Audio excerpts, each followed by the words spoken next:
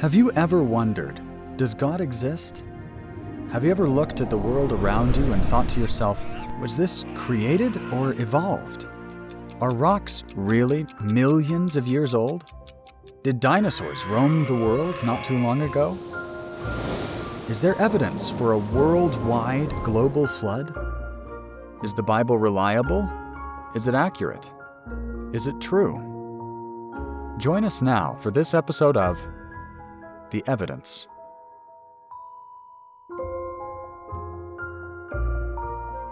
Welcome to The Evidence. You've joined an exciting seminar that looks at some of the scientific and archaeological evidence for the big questions in life. Questions such as, does God exist? Is there evidence for a worldwide, global, catastrophic flood, just as the Bible predicted? Is there evidence for creation or evolution? What does the scientific evidence say? Is the Bible reliable? Is it accurate? Is it true? We're going to be taking a journey together through the most recent scientific and archaeological information. And whether you're an atheist, an agnostic, a Christian, a Jew, a Muslim, or from another viewpoint, you get to look at the evidence with me as I present it each evening and decide for yourself. Now, there's 6 presentations.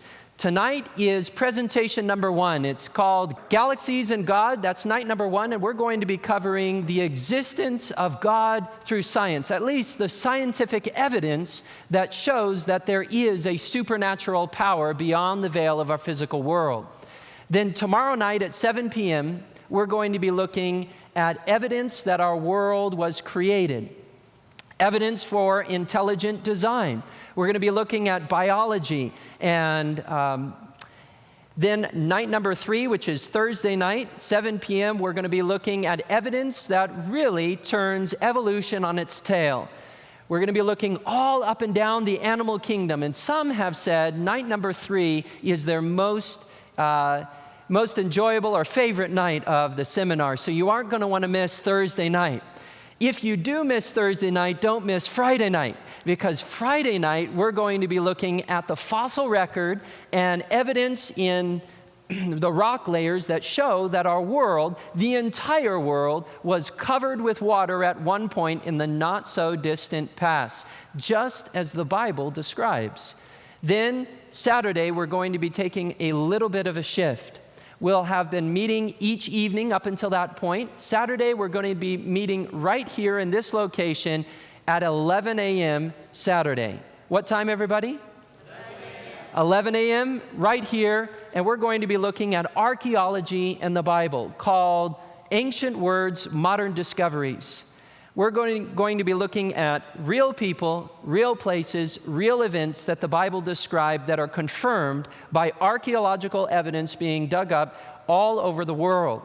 And then at 2 o'clock in the afternoon, Saturday, that will be our last and final presentation. And that presentation, we're going to be looking at the Dead Sea Scrolls and your future. Specifically, one particular scroll found amidst the Dead Sea Scrolls that reveals a prophecy that has accurately foretold the history of planet Earth for over 2,000 years. And there's still some more to that prophecy to come. So you're not going to want to miss the entire presentation. So stick with us as we go through Tuesday night all the way through Saturday afternoon.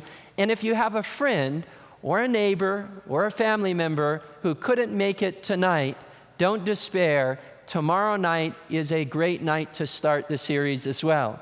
So if you have a friend or somebody you think would really enjoy this series, please invite them to come along. My name is Myckal Morehouse. I'm a pastor. I love science. I love collecting fossils. In fact, on Friday night, I have a whole bunch of trilobites that I just dug up in Georgia that I'll have on a table out for you all to see. So that'll be Friday night. You can see my trilobite collection, fresh out of the ground, and it's just a real pleasure and a real honor to be here and share this evening with you. So without further ado, let's begin tonight's topic: Galaxies and God.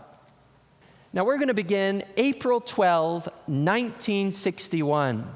Anybody know what happened April 12, 1961? The Soviet Union and the United States were in a space race. Who could be the first person to place a person not on the moon, but in outer space? Who would be the first? Well, Yuri Gagarin became the prize of Russia when he successfully piloted his aircraft into space, orbiting Earth and returning back to Earth safe again, alive.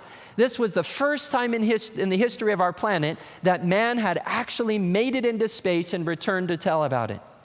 Later on, in a speech by the Tsar of Russia, Nikita Khrushchev, he said that Yuri Gagarin had flown into space, but even though Gagarin had flown into space, he didn't see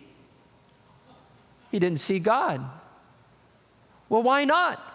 I thought God existed up there, just beyond the big blue sky. I thought that's where God was. How come Yuri Gagarin had not seen God? Well, the truth is, has anyone ever seen God?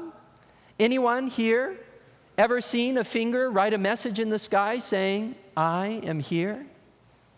The fact that no one has seen the invisible God has led many to question his existence. Have you ever wondered if God really exists? I think if we're honest with ourselves, many could think of moments in their life when they really weren't sure. Does God exist? If you've ever lost a loved one to death, a mother, a father, a son, or a daughter, perhaps you know what it's like to ask the question, does God really exist? If you've ever been faced with some catastrophic challenge, maybe a health challenge, a moral fall, maybe a financial struggle, you know what the feeling is like to have hopelessness come into your heart and also ask that question, is there a God? Does he exist? Does he care?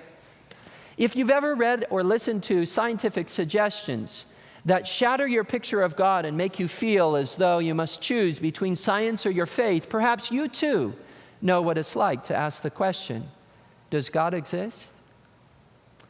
You see, you don't have to be an atheist to ask questions like this. In fact, you might have been a Christian or a religious person all your life, and at different moments you've wondered whether God exists. Some of you have children or grandchildren or neighbors or friends or family who are asking this question right now in their lives. You need to know that just because you're asking these questions doesn't mean that there isn't solid answers, or at least evidence to point you in the right direction.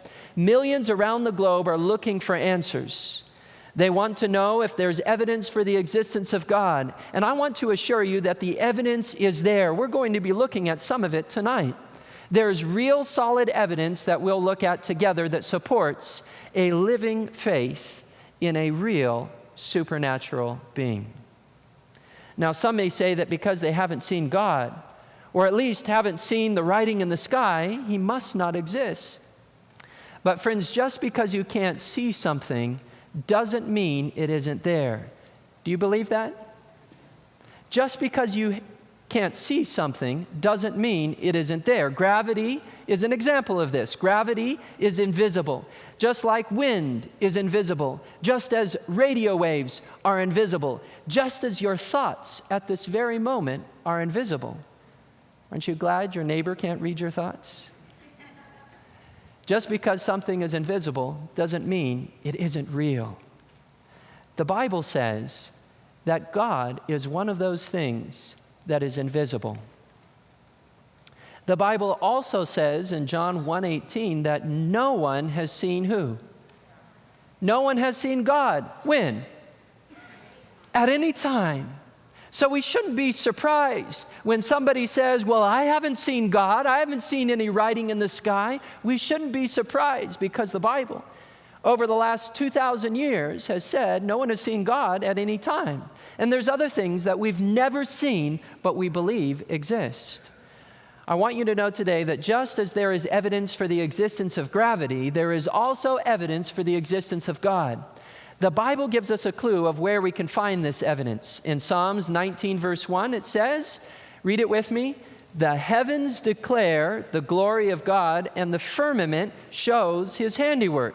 If you were to look for God, where does the Bible say we should find evidence for God? In the firmament or in the heavens. And the firmament and the heavens in the Bible is where the sun, the moon, and the stars are, which is outer space. So if you're going to look for evidence for the existence of God, and you're following the Bible's suggestions, where would you look?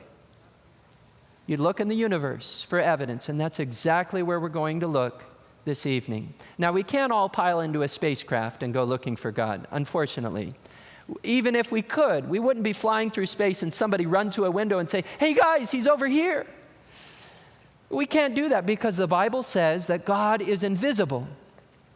And this is important to realize, because if you're waiting for a finger to appear in the sky and write, "I exist," or for some scientists to declare that they found God in space, it will never happen.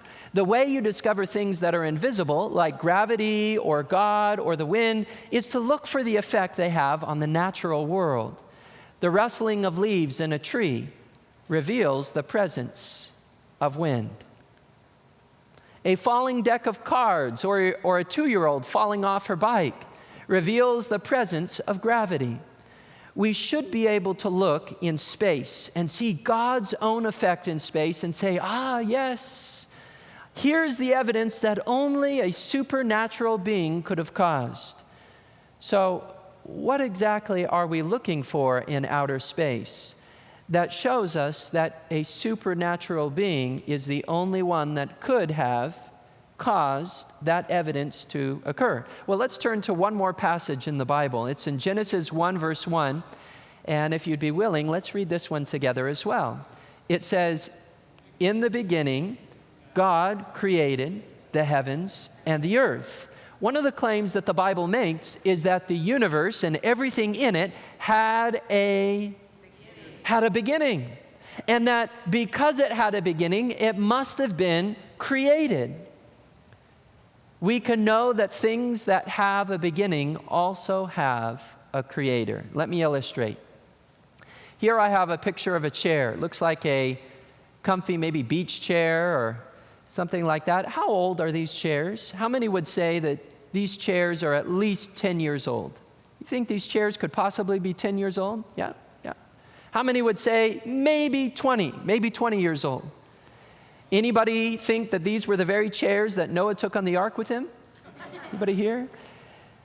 Maybe these chairs have existed forever. Now we can be sure, almost 100% positive, that just about anything I were to put on the screen, whether it be the picture of a shell, a grain of sand, chairs, a bench, a couch, that almost all of us would agree that whatever I put up on the screen had a beginning. So that's our first assumption, is that the things that we see have a beginning. The second assumption is that if it had a beginning, it had a creator. How many would say that because this chair had a beginning, had a point in time in which it started, that it must have had somebody who made it? How many would say that it must have had somebody who made it? Okay, this is a principle of logic that we can apply throughout the entire universe. And this is the principle. If it had a beginning, it had a creator. Say it with me. If it had a beginning, it had a creator. And this is the principle that we're going to be looking for in the universe. Did the universe have a beginning? Because a universe with a beginning must have been formed by something that existed before it. That's logical, isn't it? If it had a beginning, it must have been formed by something that existed before it.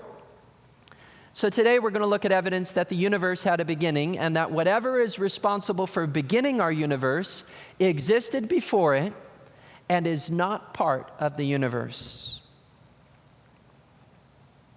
Now we could also say that if the universe is eternal, then it has no need for a creator. Could we say that? Correct. We could say that. If the universe is eternal, why would we need a creator to create the universe? So really, there's two opposing views that we're going to be looking at when we look at the universe. Either the universe had a beginning, and if it had a beginning, logically it had a creator. Or the universe had no beginning and was eternal. And if it had no beginning and was eternal, then it doesn't need a creator. Those are the two positions that we need to search for evidence and see which direction the evidence points. Now, we're going to start with perhaps somebody that every person in this room knows. He's the most famous scientist probably to have ever walked the globe. He's the icon of genius. His name is Albert Einstein. That's right. Now, why start with Albert Einstein? Well, before Albert Einstein came along, there really was no way for scientists to probe into the question of whether or not our universe had a beginning. Cosmology and physics hadn't developed to that point. It was really Einstein's theory of relativity, or his E equals mc squared equation, that really provided the foundation for physics as we know it today and modern cosmology. Cosmology being the study of how our universe began or how our universe started. Now, Einstein was a brilliant man with an incredibly imaginative mind, perhaps like some minds in here. He always thought in pictures and always sought for words, struggled to find words to really describe the things he saw in his mind. Anybody here? Your mind kind of works like that? You see things in pictures? Maybe you are the next Einstein.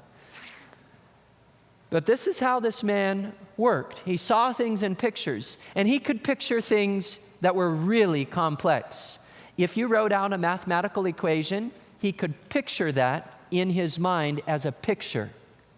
In fact, he took the mathematical equation of the speed of light and was able to picture inside his mind what it would have looked like, literally looked like, to have been traveling alongside a beam of light. Now, I can't do that. I don't know if there's somebody in this room that can do that, but I certainly cannot do that. It was this incredible imagination that allowed Einstein to formulate his most famous equation on the planet, E equals mc squared. Now, what is this theory of relativity, or E equals mc squared, really saying? Well, Einstein really provided a more complete definition of gravity. You remember,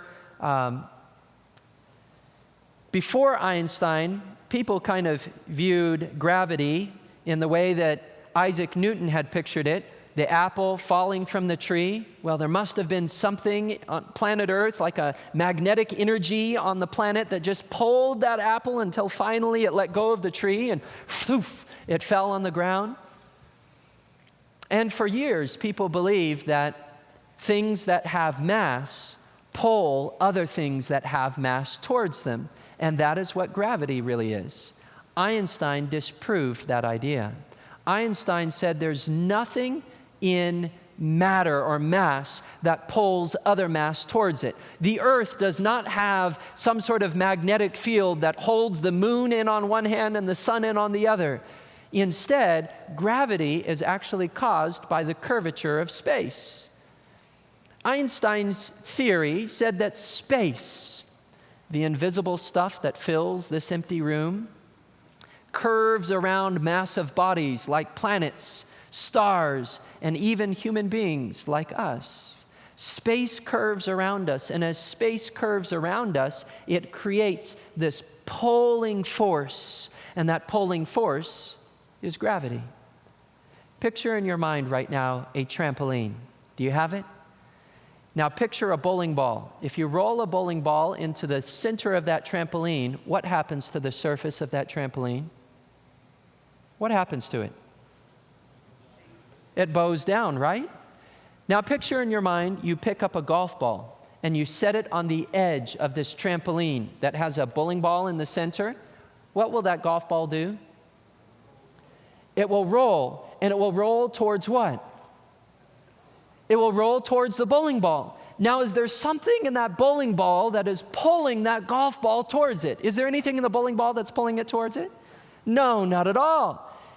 We would naturally say that that golf ball is simply following the curvature of the surface of the trampoline, and it's following that curvature straight in towards the bowling ball. That's exactly, or somewhat, what Einstein was saying. He was saying that this invisible stuff that fills this room called space curves around things like planets, and that asteroids, when they're headed towards our planet, and they come and come into our atmosphere and are pulled down to planet Earth, that thing called gravity is actually that asteroid following the curvature of space right into planet Earth. That's what gravity is. Now, according to Einstein's equation, this contracting force known as gravity, if that were the only force in our universe, if the only force was a force that pulled everything together, what would our universe look like? Oh, it'd look like a pancake, a marble. It would look like something that, like a super tight ball of matter and energy, all bound together. But we don't live in a universe that's fully contracted. We live in a universe with lots of space in it, which means that there must be another force, an expanding force that is pushing against gravity and that is keeping everything from coming together. It's holding our universe apart. And in order for this expanding force, in order for our universe to continue to be held apart, that expanding force has to be slightly stronger than the contracting force. Otherwise, our universe would slowly move in towards itself, would slowly contract. Well, the problem is that Einstein didn't like this whole scenario because it indicated that we lived in a universe that was expanding. In Einstein's mind, we lived in a static universe. Einstein thought that everything that we see in our universe, planets, stars, moons, galaxies, solar systems, have all just been hanging there throughout eternity. And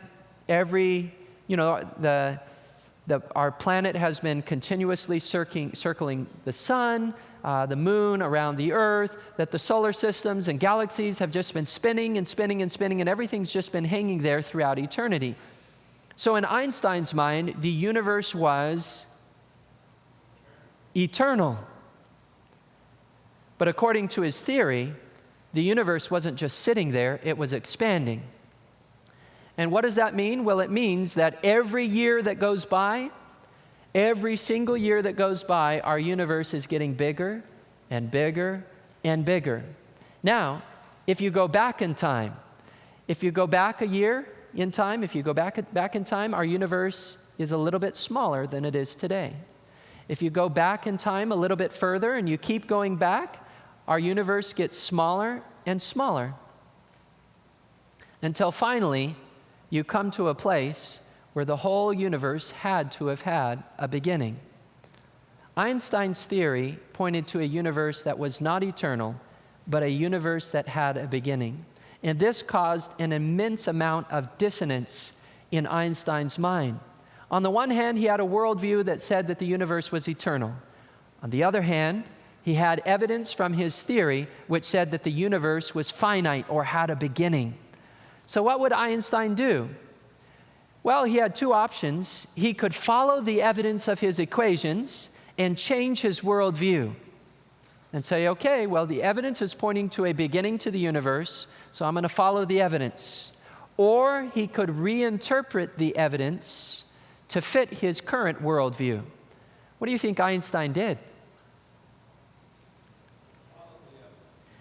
He chose to change his equations to fit his worldview. He introduced something into his equations called the cosmological constant. Now remember, we talked about the contracting force, gravity, and how there had to be an expanding force that was slightly stronger than gravity.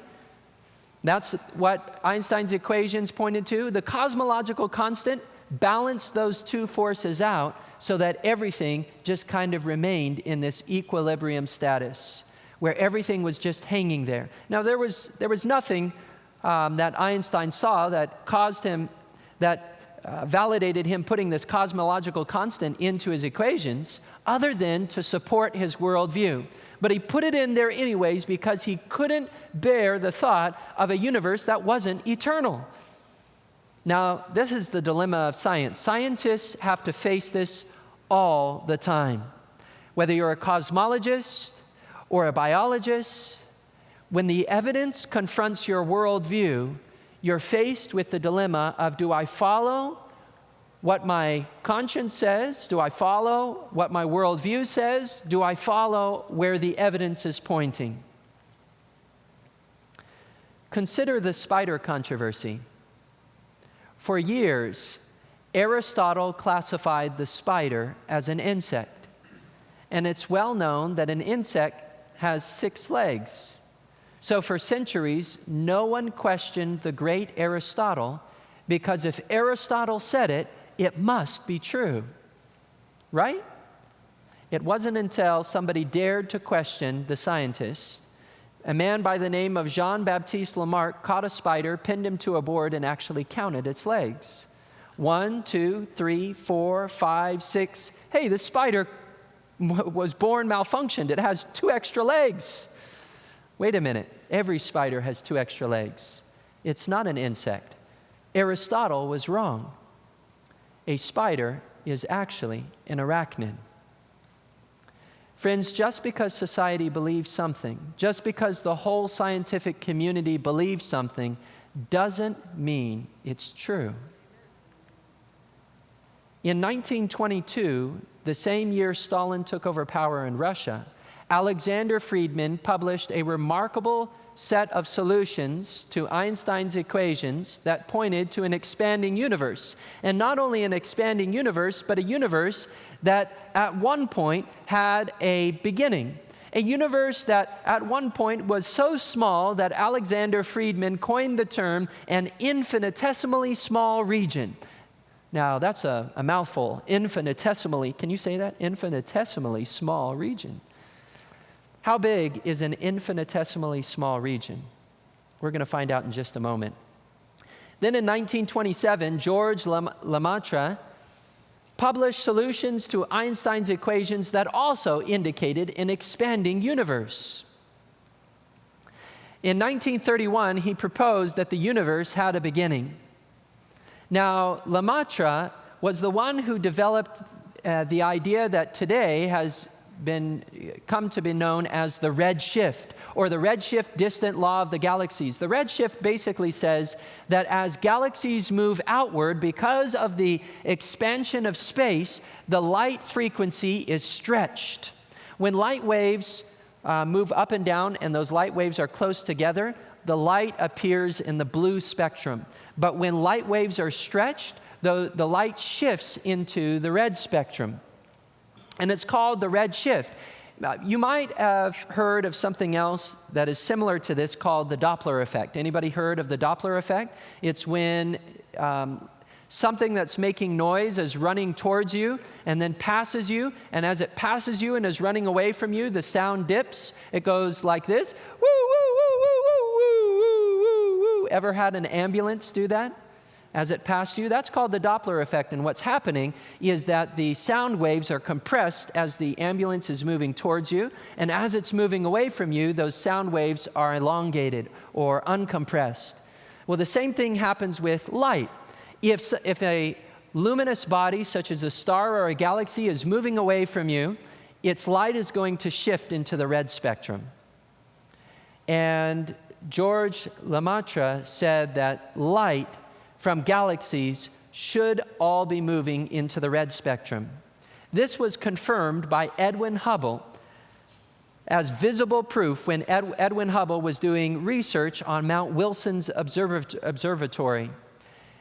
He was measuring the distance of galaxies in all directions, and everywhere he looked, whether the galaxy was far or near, he saw that the light was shifted into the red spectrum, which indicated that our universe was indeed expanding.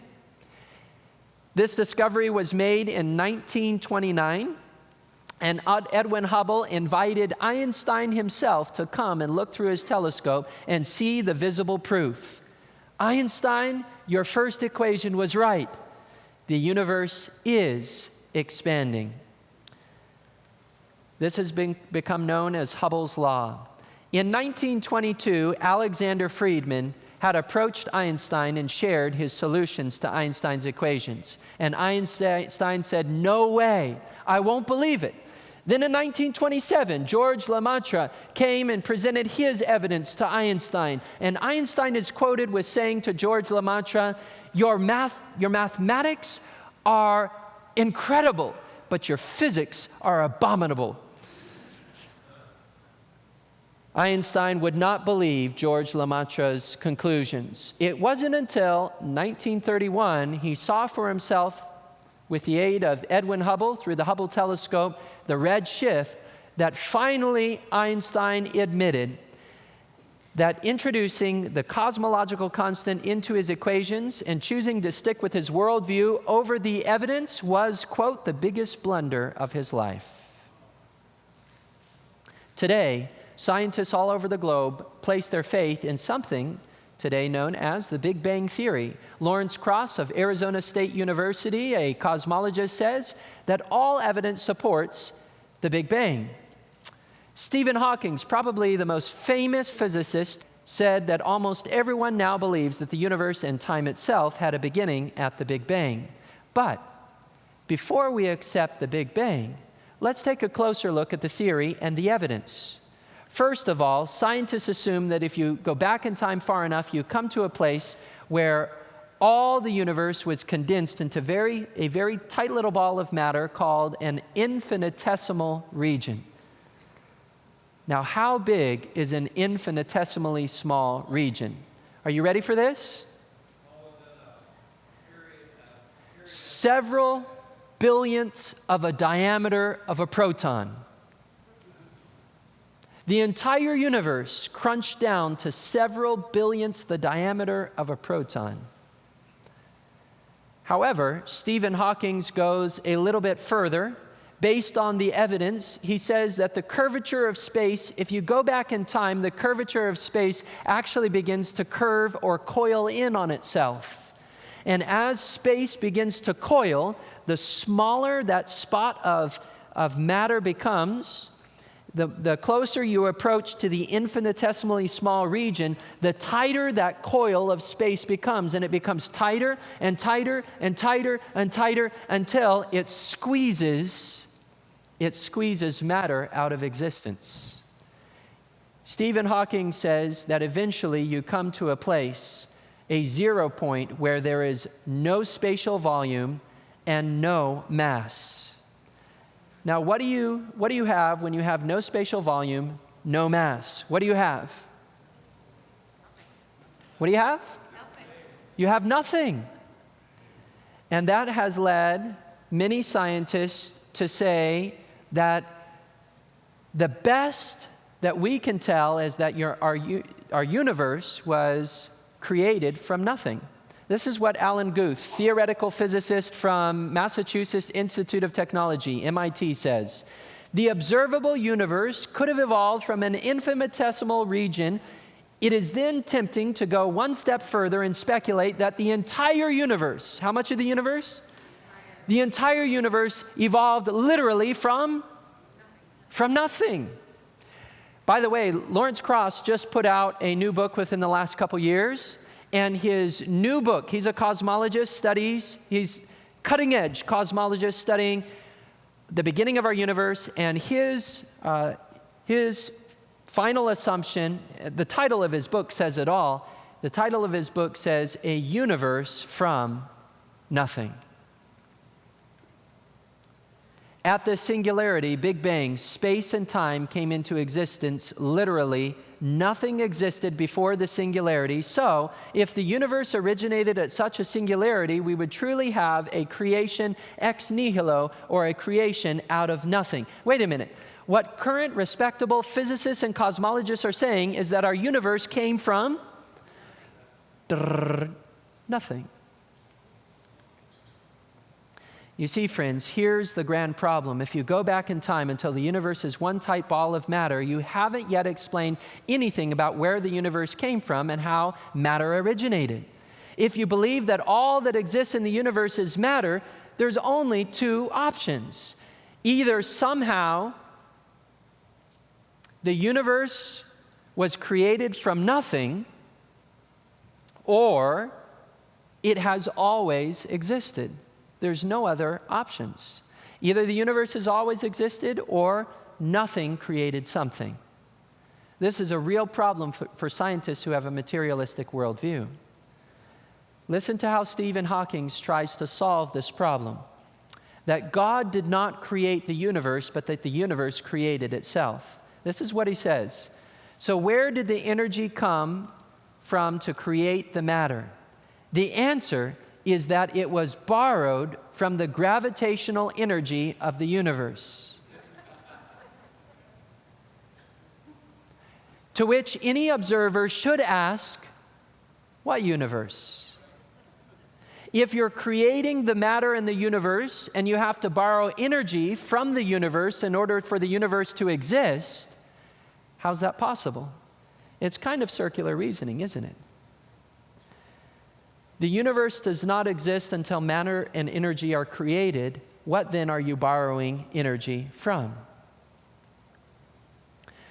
The Big Bang did not create the universe.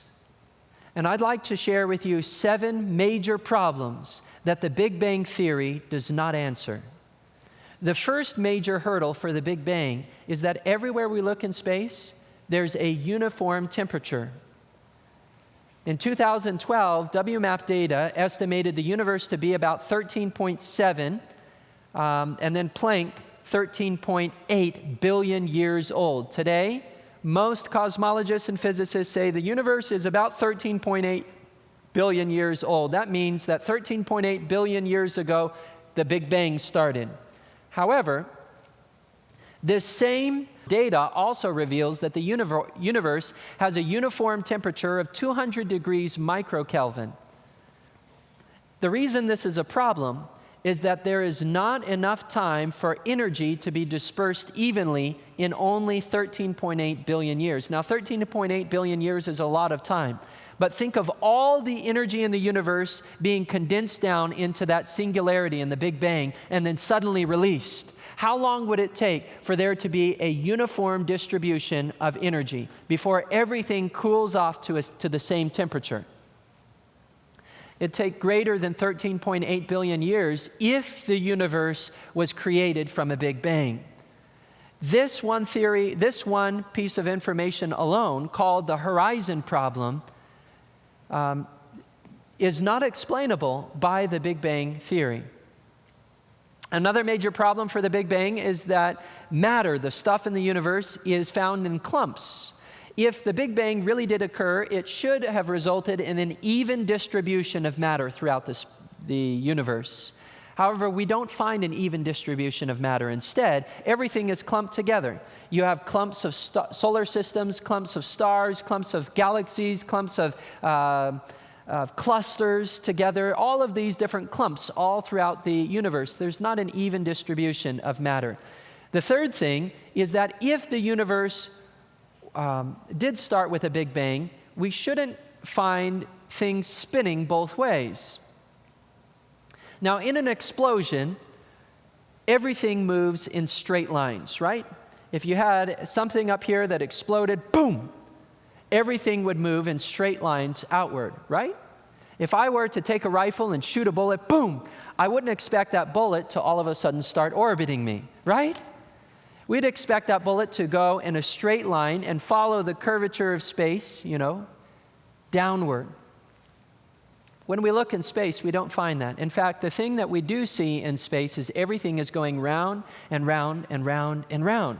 Planets spin, stars go around planets, everything is going round and round. So scientists said, well, the original singularity must have been spinning itself when it exploded. There's a major problem with that, and it's testable. Anybody ever been on a merry-go-round?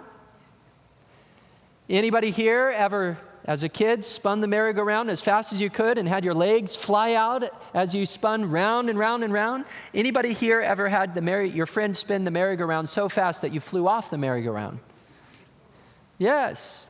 Now let's all imagine that there's 6 kids on this merry-go-round, and all of them are on the edge of the merry-go-round, and somebody here in the audience is spinning that merry-go-round faster and faster and faster and faster until finally all the kids let go at the same time. Woo! All of those kids are going to fly out from the merry-go-round, but they're all going to be spinning, right? What direction are they going to be spinning? They're all going to be spinning the same direction as the merry-go-round. And that's what we should see if the Big Bang, if that singularity was spinning when it exploded or expanded. We should see everything spinning in the same direction. However, when we look in space, that's not what we see. Instead, we see things spinning in both directions. Venus, Uranus, and Pluto all spin backwards. That's called retrograde motion. The spinning motion is angular momentum or angular motion. Jupiter, Saturn, Uranus, and Neptune all have moons that orbit in both directions. Galaxy NGC 4622 is a galaxy that is rotating in the opposite direction to all the galaxies that are around it, rotating backwards. Now, another major problem that contradicts the Big Bang Theory is mature galaxy formations at the edge of space. If we go back in time 13.8 billion years to the edge of space, what we should be seeing is light from the edge of space traveling 13.8 billion years and hitting planet Earth here. It takes 13.8 billion light years for light to travel from the edge of space to right here. You with me? So, if the light is hitting us here, becomes visible here, we're looking at a picture of something, of light that began shining 13.8 billion years ago. Does that make sense? Now, if we're looking at light that began shining 13.8 billion years, that light should appear to us as relatively young. We should see the beginning formations of stars, the beginning formations of just elementary things as our universe is just beginning to evolve. But that's not what we see. Instead, when scientists look at the edge of space, they see galaxy formations that are just as mature on the edge of space as they are near to our own Milky Way galaxy. That doesn't fit the Big Bang model. In the Astrophysical Journal Letters, it says that 15 mature galaxies were found at a record-breaking average distance of 12 billion light years when the universe was just 1.6 billion years old. Their existence at such an early time raises new questions about what forced them to grow up so quickly. Now, the standard model is that the universe evolved from simple stars into complex galaxies. So you can't consider that perhaps these galaxies were fully formed in the beginning. Instead, you'll notice that they question how they grew up so quickly. This has caused some, such as Roberto Abraham, an astronomer of University of Toronto, Canada, saying, it's not quite time for theorists to panic, but we're getting there. In 2015, Caltech astronomers published in the Astrophysical Journal Letters the detection of the oldest detectable galaxy, 13.2 billion years old, when the universe is supposed to only be 13.8 billion years old. How did an entire galaxy form in just 6 million years? They can't explain it. 2016, galaxy GNZ11, a remarkably luminous galaxy at Z11.1, just 400 million years after the Big Bang. GNZ11 is remarkably and unexpectedly luminous or bright for a galaxy at such an early time. Doesn't fit the Big Bang model. Another thing that doesn't fit the Big Bang model is mature cluster formations. Now, a galaxy is smaller than a cluster. A cluster is a whole bunch of galaxies that are put together. These things are massive. Now, they've discovered that the clusters at the edge of space are just as mature as our own Virgo cluster. Doesn't fit the Big Bang model.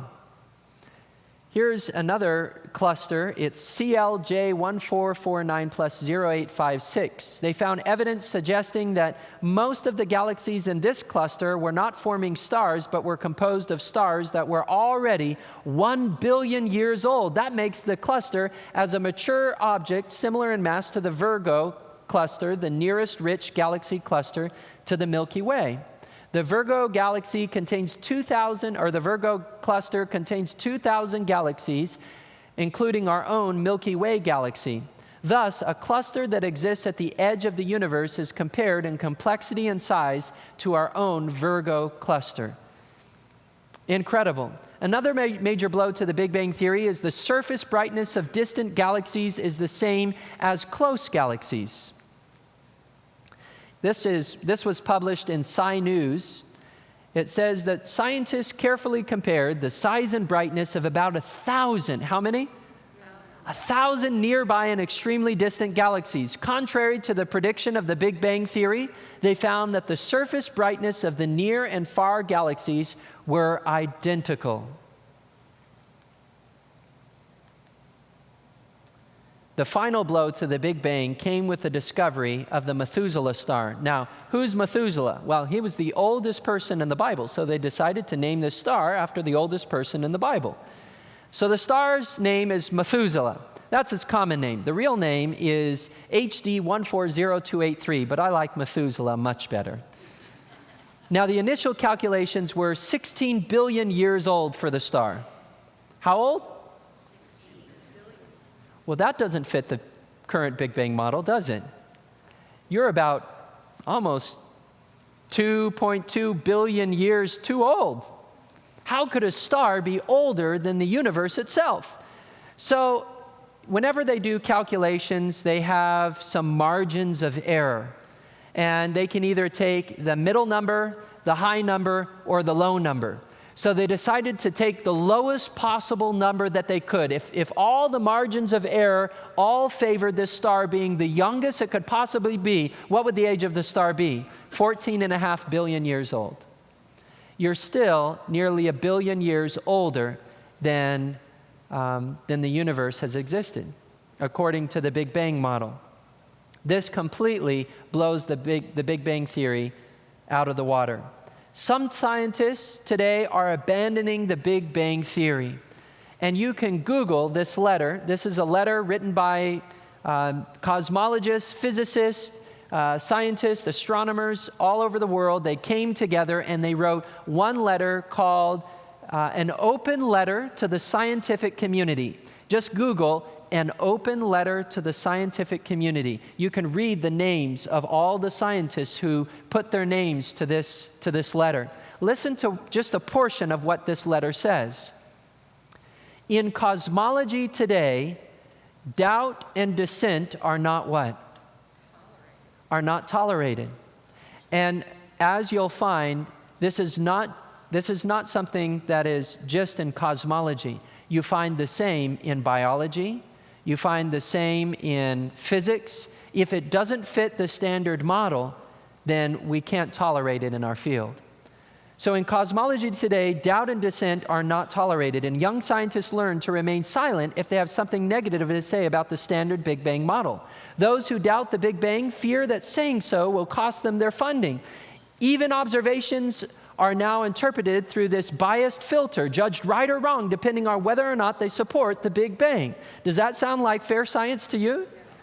And these are secular scientists from all over the world that have come together and said science in cosmology and physics and in other fields needs to change. We need to be open to go where the evidence leads. Scientists today are struggling to hold on to the evidence and also hold on to their personal worldviews. Robert Dickey of Princeton University said that an infinitely old universe would relieve us of the necessity of understanding the origin of matter at any finite time in the past. In other words, what Robert Dickey is saying is that if we could prove that the universe was eternal, we wouldn't have to worry about God. Because if it has a beginning, it has a creator. Now, there's other theories out there, the steady state theory, the oscillating universe theory, and something called the multiple universe theory. But all of these theories say that the universe is eternal. Is there evidence against an eternal universe? Well, yeah. We've been looking at an expanding universe that Einstein and George Lemaitre and Alexander Friedman and all of these, and Edwin Hubble all came to the conclusion that a universe was expanding, so it had to have a beginning. But there's more. The second law of thermodynamics demands that our universe had a beginning. The universe, the second law of thermodynamics says that the universe is slowly using up all of its usable energy. If we lived in an eternal universe, we would no longer have any usable energy left. Think of a coffee cup. If I put a boiling cup of coffee in this room and I left it here, would it stay hot? No, the energy in that cup of coffee would disperse into this room until the temperature of the cup of coffee and the temperature of the room matched, right? Would the energy from the room go back into the cup and make that cup start boiling again on its own? Never. That's the second law of thermodynamics. It means energy is only used up. It never goes the other direction. Stars will only burn up. They will never have that energy come back into them and refuel them. So if we lived in an eternal universe, we wouldn't see any energy left in our universe. The second law of thermodynamics also says that the universe is irreversibly moving from order towards chaos. So if we lived in an eternal universe, there would be no observable order in the universe at all. A place where this is really demonstrated right now is the Caribbean islands with Hurricane Irma. The hurricane didn't produce better-looking buildings. It didn't produce magnificent sculptures of trees. What did it produce? Exactly what the second law of thermodynamics predicts. As time goes by, everything falls apart. And if we lived in an eternal universe, there would no longer be any visible order left in the universe. So logically, we can conclude that because our universe has order and because our universe has energy, our universe must have had a beginning. If the Big Bang cosmological scenario is abandoned, the question of what will replace it is a major issue because a more viable non-theistic contender does not now exist. All of the competing theories suffer from as many, if not more, problems than the Big Bang. Alexander Vilenkin says none of these scenarios can actually be past eternal. All the evidence, how much of the evidence? All the evidence we have says that the universe had a beginning. And if it had a beginning, it had a what? A creator. That's right. There's three major worldviews in our world today. There may be some others, but these are the three big ones. Theism, pantheism, atheism. Theism says that our world had a beginning and only God is eternal. Pantheism says that God and matter are eternal. Atheism says that matter is the only thing that's eternal and that God does not exist. According to the evidence tonight, I would say that we have arrived at a place where we have to allow room for the existence of something or someone that exists outside the physical universe. The evidence all points in the same direction, friends. Our universe has a beginning. H.J. Lipson, physicist, says, I think, however, we must go further than this and admit that the only acceptable explanation is creation. I know that this is anathema to physicists as it is to me, but we must not reject a theory that we do not like if the experimental evidence supports it. So we found that the redshift law of the galaxies and the general theory of relativity all support an expanding universe, revealing that our universe had a beginning. We've also seen the second law of thermodynamics points to our universe having a beginning. All available energy is being used up and the universe is moving towards chaos. The universe did not start with a Big Bang. The uniform temperature of space, the non-uniform distribution of matter, the universe spinning both ways, mature galaxy formations at the edge of space, mature cluster formations at the edge of space, the surface brightness of distant galaxies, and the Methuselah star all show that the Big Bang model is not sufficient to explain our universe.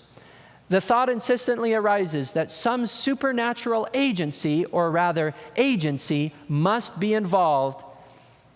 Is it possible that suddenly, without intending to, we have stumbled upon scientific proof for the existence of a supreme being? Nicholas Copernicus had this to say: "The mechanism of the universe wrought for us by a supremely good and orderly creator, the system, the best and most orderly artist of all, framed for our sake." Friends, scientists down through time have looked up into the stars. Many have gazed at the celestial bodies with questions running through their mind.